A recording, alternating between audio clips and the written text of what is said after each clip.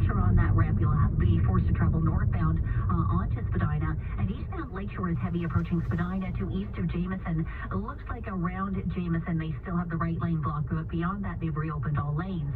How about the money you save staying at home, you spend on your home? Increase your living space, finish your basement. Call AGM now and get $5,000 off your new basement. Visit agmrenovations.com. Your next report is at 1:11. Now with the forecast, here's Denise Andriachi.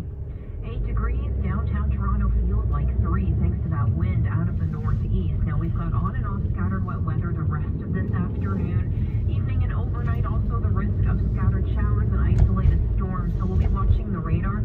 Tends to fluctuate a bit. We did hit our guaranteed high of 11 earlier before the wet weather started, and then temps fell. We could see that again. It will really depend on the rain moving through at Pearson. Right now at Pearson it's 9 degrees and mostly cloudy. The overnight low also near 9. City News Time 103. A ceremony was held at Queen's Park this afternoon to honor police officers killed in the line of duty, including one from Toronto. Our Emily Vukovic has the details. Today was a day of remembering the officers in Ontario who died in the line of duty. The 23rd annual ceremony of remembrance took place this morning at Queen's Park. Among those whose name will be added to the police memorial wall is Constable Jeffrey Northrup. He was killed in July of last year while responding to a call inside the City Hall parking garage. Doug Allen from the Ontario Police Memorial Foundation talks about how important this event is to include the families of the fallen officers. Families have an opportunity to come back, recognize their loved ones and the sacrifice they have given, and the fact that people remember that the sacrifice their loved ones have given. Thousands of uniformed officers from across the GTA and abroad took part in today's ceremony, which included a march led by police pipe bands. Emily Vukovic, City News. Thousands of runners taking to city streets for the Toronto Marathon this morning to push their physical limits and raise money for a good cause. City's Carly Donahue has more. The energy was electric throughout the morning as thousands of people participated in the Toronto Marathon. 13,000 to be exact. This was the first Toronto Marathon back in person since the start of the pandemic. The marathon itself was 42.2 kilometers long, the half marathon 21.1 kilometers, and there was also a 10K, 5K, and a relay race. I caught up with some eager runners before the race who said they've been looking forward to this all winter long. My girlfriend's doing the marathon, so I'm very excited for her. I'm just doing the half. I'm not as impressive as she is.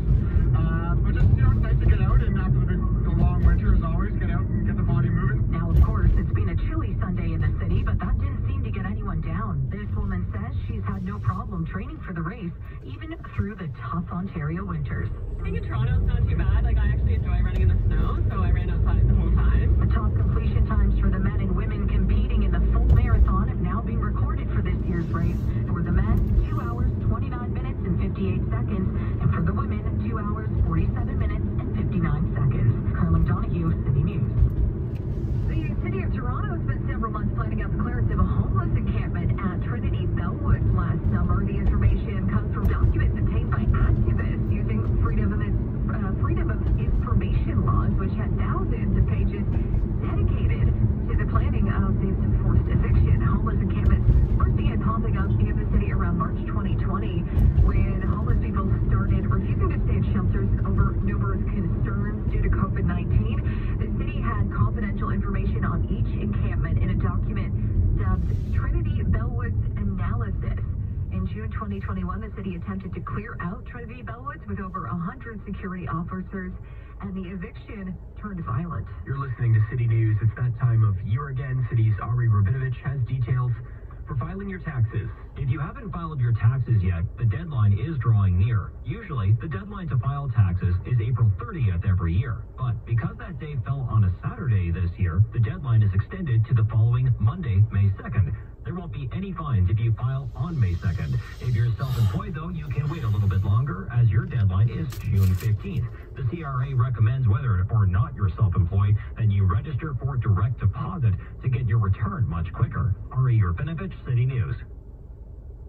City News Time 107. The invasion of Ukraine.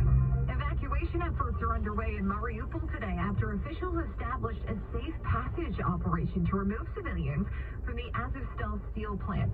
It comes after U.S. House Speaker Nancy Pelosi visited Kyiv over the weekend and spoke with President Zelensky about how the U.S. will continue to support Ukraine throughout this war. Mike Garcia of the Associated Press has more. The United Nations says the long-awaited evacuation of people from a steel plant in the Ukrainian city of Mariupol is finally underway. UN humanitarian spokesman Fabiano Abreu told the Associated Press the evacuation from the Azovstal steel plant was being done with the International Committee for the Red Cross and in coordination with Ukrainian and Russian officials. On Friday, Yulia Fedusiuk, the wife of an Azov regiment fighter, told the AP the soldiers in the steel plant should be allowed to evacuate as well. Lives of soldiers matter too, and we can't talk only about civils, and we're hoping that we can rescue the soldiers too. Up to 1,000 civilians and an estimated 2,000 Ukrainian fighters were believed to be hunkered down beneath the Soviet-era steel plant. I'm Mike Garcia. The Blue Jays wrapped up April in style yesterday, and they sent one of the best starters in the game to the Hill to start the month of May. George Springer launched a pair of missiles to left field yesterday to give the Jays all the offense they need in a 2-1 win over the Astros. Manager Charlie Montoyo tossed from this one after the fifth inning for arguing balls and strikes with home plate up Nick Lenz.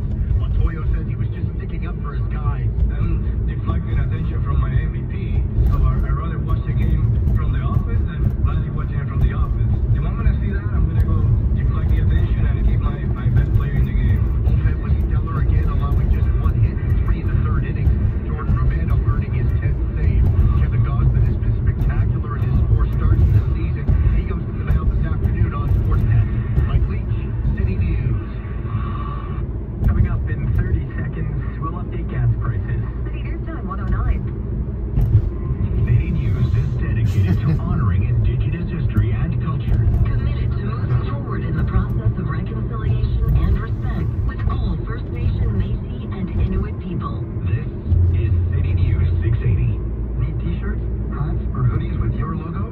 I'm Jasper Arndt, president of Entropy.com. We print and embroider your logo on thousands of products fast.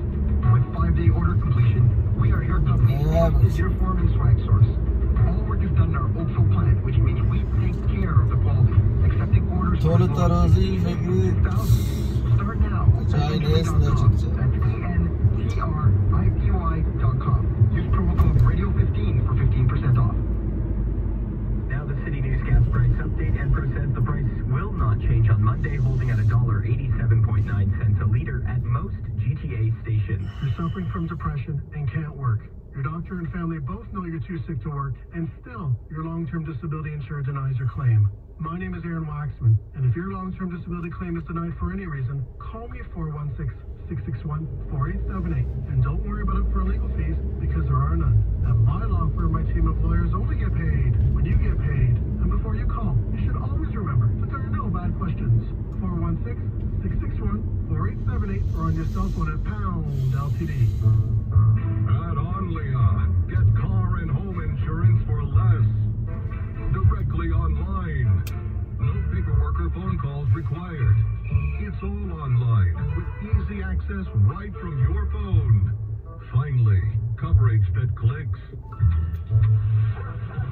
Get an instant quote today to save up to $750 on your insurance. Try it online at onlia.ca. City News Time 111. Now traffic and weather together on the ones. Here's Christine Langos. Support is brought to you by Sportsnet. It's busy on the eastbound Huey Gardner from Mississauga Road to Dixie, from Park Lawn all the way towards the Spadina ramp. Now, we had no access to the ramp so that takes you to the lakeshore, just to northbound Spadina itself. So that may still be causing delays here. We can't spot it here on the cameras, and unfortunately, we're not getting a lot of help from Toronto Transportation. So eastbound Gardner ramp to northbound Jarvis had also been closed for the marathon. And eastbound Lakeshore is heavy going approaching Parkside to east of Jameson by Ontario Place. So all lanes have reopened, so it's a lot smoother once you pass Jameson. Eastbound 403 is heavy from the QEW ramp to east of Dundas. On the westbound Gardner Queenie, I'm looking at slowdowns from Jarvis to the Spadina ramp, from Dufferin to west of Jameson, and there's still a stopped vehicle westbound Lakeshore west of Parkside blocking the right lane. Westbound QEW is heavy 420